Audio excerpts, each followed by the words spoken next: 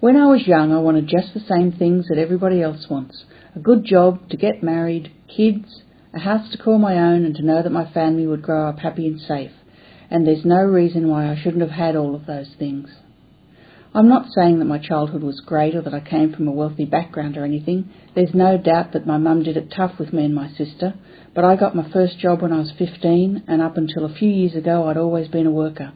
I kept working part-time after my kids were born, and had gone back to study, hoping that eventually Johnny and I would get enough money together to buy our own home. When I first met Johnny, it was love at first sight. I know it sounds corny, but from the moment we met, we were inseparable. We did everything together. Johnny was always really affectionate. We'd walk down the street holding hands, laughing and kissing. I felt safe with him. He treated me well, and I knew he loved me more than anyone else in the world.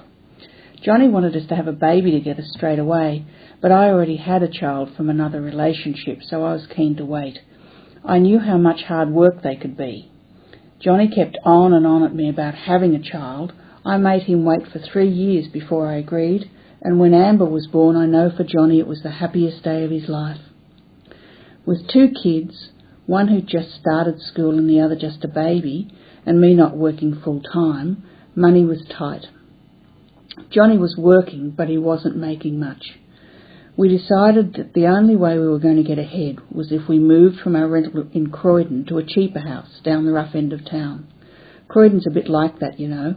I guess it's like most other suburbs in that it's got its posh bit near the foothills and parts that were a bit rougher. But we figured that if we did it for a couple of years, then we could save enough money to get something pretty decent, especially once I started working full-time again. There's one thing about Johnny, though. He's always been a bit of a follower. You know, like if the guys at work were really into one type of music, he'd pretty much get into it too and start buying their albums. And I don't know if that's why things started to change, but down at that end of town he started to hang out with a bit of a rough crowd. People who didn't even treat their animals right. They'd think nothing of kicking their own dog. Anyway, it did all change, and to this day I can't really tell you why. I reckon only Johnny can tell you that, and I'm not even sure if he knows. He started to call me filthy names, accusing me of seeing other guys. When I tried to leave the room, he'd stand in the doorway and block the exit, or he'd trap me in the corner of a room so I couldn't escape. The first time he hit me, I couldn't believe it. I hadn't done anything wrong. I knew what he'd done was wrong, but that's the thing when someone you love hits you. You want to understand why they've done it and see if you can solve the problem, to make sure that it doesn't happen again. You can always think of a reason to give them another chance.